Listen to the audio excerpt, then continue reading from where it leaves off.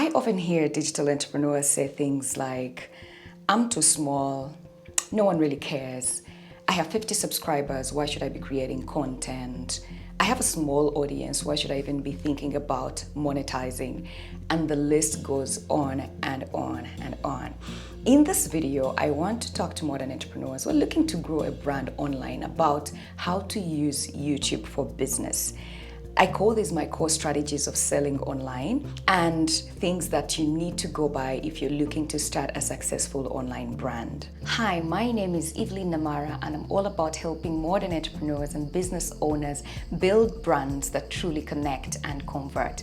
If you're looking to start an online brand and create an audience of long-term fans, be sure to subscribe for weekly content. To modern brands and entrepreneurs looking to grow online, one of the core things that you have to think about is creating real connections with your audiences.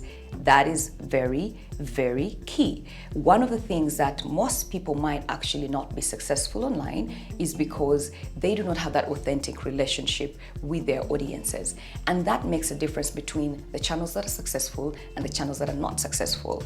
Creating real, valued connections with your audiences is very, very key, and it's one of the coolest and biggest strategies that you can implement if you want to use YouTube for business.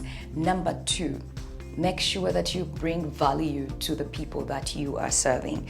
One of the things that will keep your audience coming back and back and back to your channel or connecting to your brand is because you'll be answering some of the pain points or giving them content that they actually want to watch or want to consume. So you have to understand who they are first of all, but then number 2, you have to make sure that you create content that really matters to them. I have seen channels that have thousands and thousands of subscribers but have failed to monetize or failed to be profitable. One of the things is probably because they did not set up the channels and their structures well in order to attract the quality audiences that they seek, the ones that will actually convert and become part of their customer base. And then there are channels that are actually very, very small, hundreds of subscribers, but they're quality audiences where people are very, very successful. And the reason of that is because they've created a connection with their audiences. They know exactly what their audience wants, and they're able to convert them into long-term fans.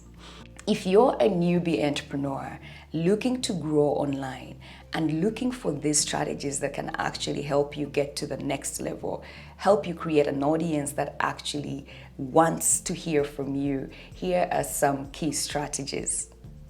Tip number 1, know your audience. It's very important to know who you're serving before you even start the whole process of creating content.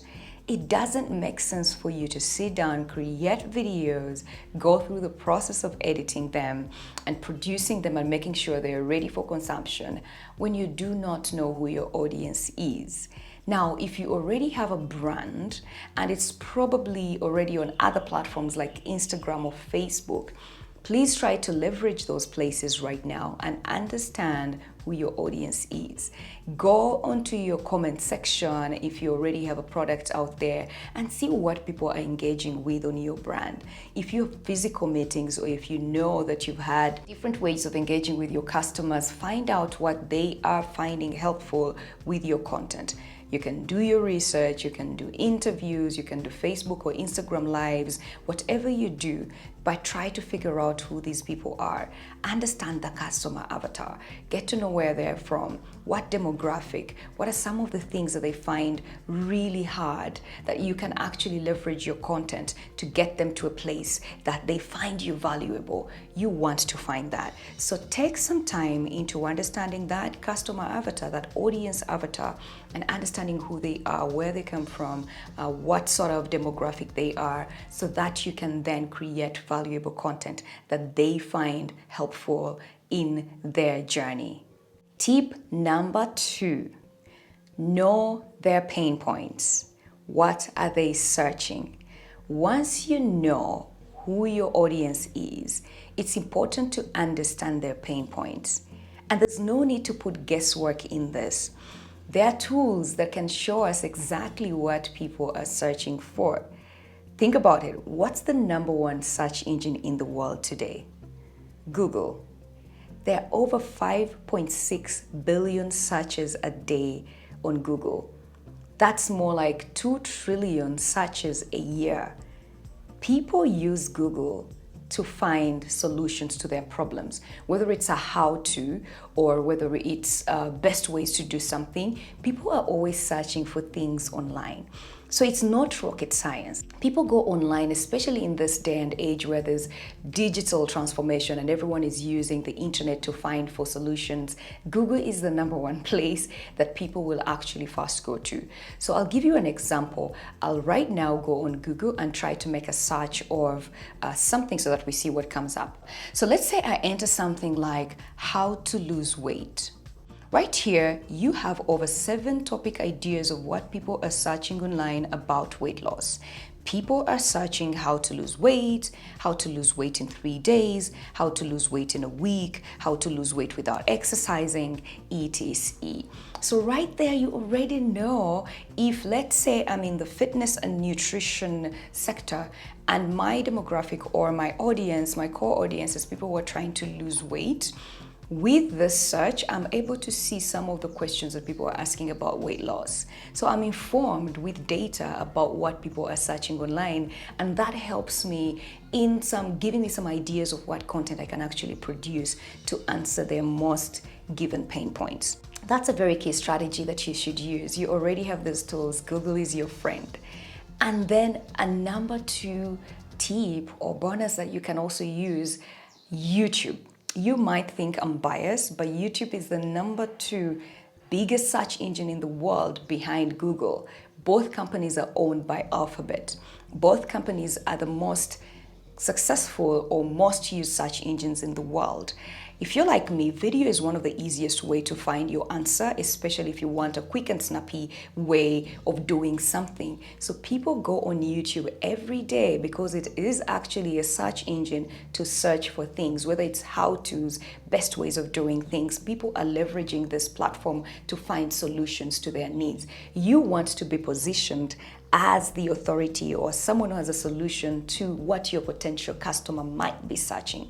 So if we run onto YouTube right now and perform the same search that we did on Google, let's see what comes up. So again, I went on YouTube and searched how to lose weight.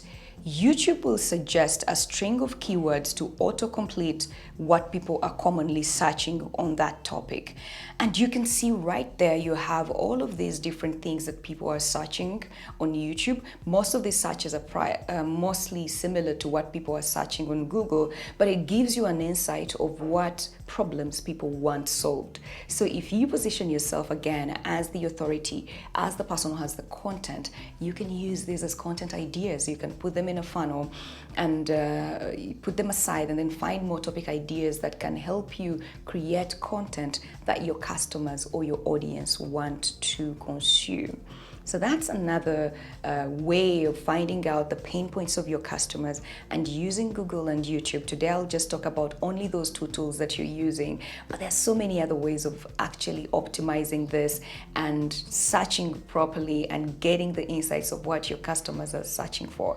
If you want me to create a video on how to do keyword research properly and how to optimize your topic ideas in order to rank, let me know and I'll create a video about that.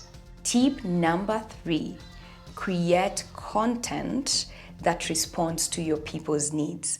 Now that you know who you're serving, #2, you know their pain points, you've done your research, you've done your keyword optimization, you know exactly who the people that you want to serve are, you know their pain points. The third point is to create content that addresses to their problem.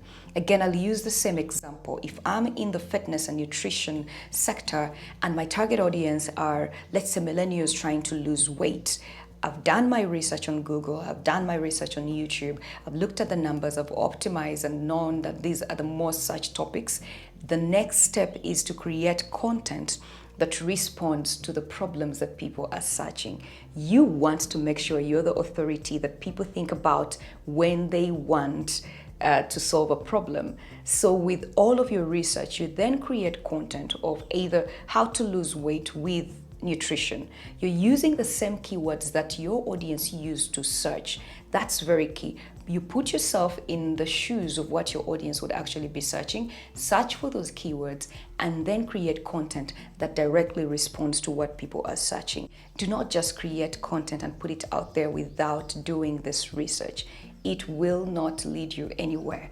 You've got to do the research first. You've got to understand who your audience is. You've got to understand their pain points. You've got to optimize your keyword research and then create content that your audience can then consume. The fourth part is to leverage discoverability.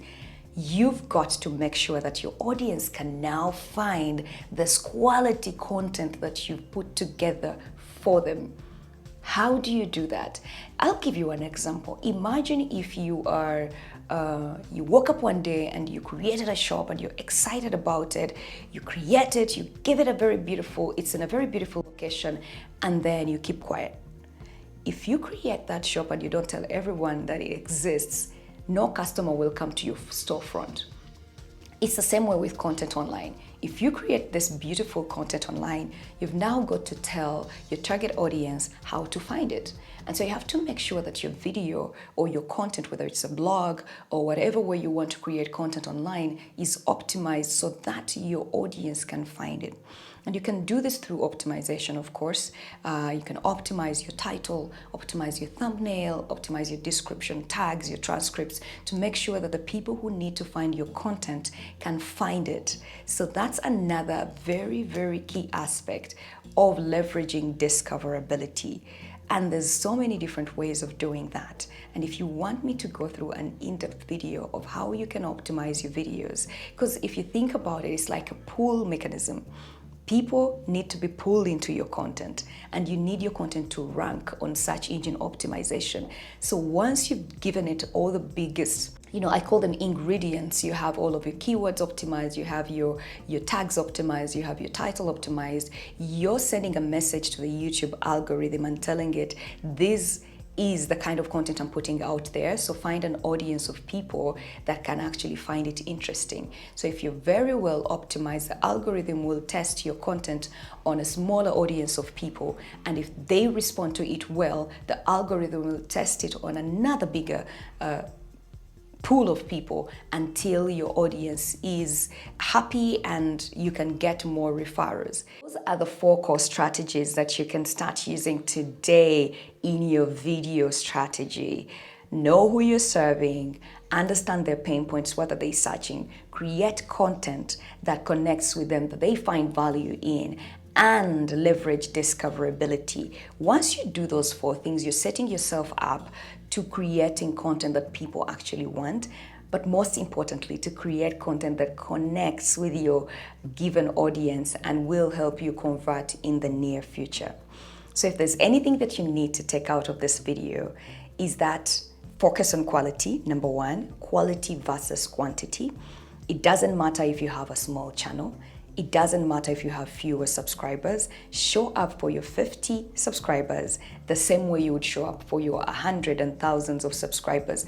The more you do that and you satisfy a small audience of subscribers, the more they'll start recommending your content to more people, and the more you will start seeing growth. So it doesn't matter if you have those tens of thousands of subscribers today or if you hope to get them in the near future. What matters is that you create valuable content today and make it evergreen, so that whether it's 2 months, 3 months, 4 months down the road, people can still discover your content and they will still connect with it. So I hope you found a strategy or something within this video that is helpful for you in your journey as you plan to grow your brand online. Let me know what you found useful in the comments below. Let's engage and talk about these things. What are some of the strategies you've been employing in growing your business online? Thank you so much for watching, and I'll see you in the next one.